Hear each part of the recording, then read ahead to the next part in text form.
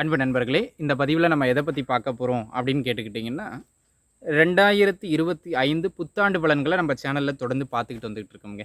அதில் ஒவ்வொரு ராசிக்கும் நம்ம பலன்களை பார்த்தோம். ஏன் இந்த ஆண்டு கொஞ்சம் முக்கியத்துவம் வாய்ந்த ஆண்டுன்னு நான் அதிலே சொல்லியிருப்பேன். ஏன்னா, நம்ம நவகிரகங்கள் இருந்தாலும் ராஜ கிரகங்கள் அப்படின்னு சொல்லக்கூடியது 4 கிரகங்கள். ராஜ கிரகங்கள் மீன்ஸ் அதாவது இவர்களினுடைய கோட்சாரம் மிக உன்னிப்பாக கவனிக்கப்படும், மிக முக்கியமானதாகவும் கருதப்படும். ஏன் அப்படின்னு கேட்டிங்கன்னா, ஒரு ராசியில் நீண்ட காலம் வருட கணக்கில் இருக்கக்கூடிய கிரகங்கள் அப்படின்னு கேட்டிங்கன்னா 4 பேர் தாங்க. சனி, குரு, ராகு, கேதுக்கள். இந்த 4 பேர் தான். இந்த 4 பேரினுடைய பெயர்ச்சியும் இந்த ஆண்டு நடக்குதுங்க. அதான் ஒரு தனி சிறப்பு இந்த ஆண்டில், சரிங்களா? அதனால் இந்த ஆண்டு மிக முக்கியமான ஒரு மாற்றங்களை வழங்க வல்ல ஆண்டு உங்கள் வாழ்க்கையில் அப்படிங்கிறதுல மாற்று கருத்து கிடையாது.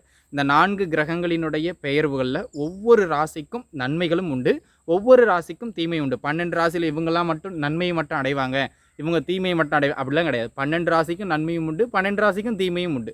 அது கொஞ்சம் கூடுதல் குறைதல், அவ்வளவுதான். நல்ல கிரக அமைப்புகள் இருக்கும்போது கூடுதலான நற்பலன்கள், சரியில்லாத கிரக அமைப்பு இருக்கும்போது கூடுதலான கெடுபலன்கள், அவ்வளவுதான், சரிங்களா? ஆனால் நன்மையும் தீமையும் ஒரு குறிப்பிட்ட ரேஷியோவில் இருந்தே தீரும், அதில் மாற்றுக்கிறது கிடையாது. அந்த விதத்தில் பணம்னு சொல்கிறோம் இல்லையா? ஏன்னா மணி இஸ் வெரி இம்பார்ட்டண்ட் அப்படிங்கிற மாதிரியான ஒரு அமைப்பு இந்த ஆண்டு 12 ராசினியர்களுக்கும் பணவரவு உண்டு, அதில் மாற்றம் கிடையாது. ஆனால் ஒரு குறிப்பிட்ட ராசிக்காரர்களுக்கு மட்டும் கோட்சாரத்தின் அடிப்படையில், அதுக்கு முன்னுக்கு ஒரு விஷயம், கோட்சாரங்கிறதே 10% தான், அதோடைய பலம் 10%. உங்கள் சுய ஜாதகம் தான் பலமானது.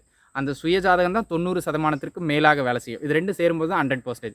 சுய ஜாதகப்படியும் நல்ல தசாபுக்தி போனோம் அப்படிங்கிறத மனசில் வச்சுங்க. அது போலனா இப்போ நம்ம சொல்கிறது எதுவும் பெருசாக ஏற்றம் கிடையாது, சரிங்களா? அதை ஒன்ஸ் உங்கள் ஜாதகம் செக் பண்ணிக்கிறது நல்லது, தசாபுக்தி ஜோதிடர்களிடம். அதனை அடுத்ததாக இந்த ஆண்டை பொறுத்த மட்டிலும் கோட்சார ரீதியாக பண வரவில் நல்ல மேன்மைகளை பெறக்கூடிய ராசிக்காரர்கள் அல்லது பணவரவை பெறக்கூடிய ஒரு டாப் 3 ராசிக்காரர்கள் இல்லை டாப் 4 ராசிக்காரர்கள் அப்படின்னு எடுத்துக்கிட்டிங்கன்னா ஒரு 3 ராசி எடுத்துக்கலாமுங்க. ரிஷபத்துக்கு நல்ல பணவரவு உண்டு இந்த வருஷத்தை பொறுத்த மட்டிலும். துலா ராசிக்காரங்களுக்கு நல்ல பணவரவு உண்டு இந்த வருஷத்தை பொறுத்த மட்டிலும். தனுசு ராசினியர்களுக்கும் ஓரளவு நல்ல பணவரவு உண்டு இந்த ஆண்டை பொறுத்த மட்டிலும். அதனை அடுத்ததாக மகர ராசினியர்களுக்கும் ஓரளவுக்கு பணவரவு உண்டு இந்த ஆண்டை பொறுத்த மட்டிலும்.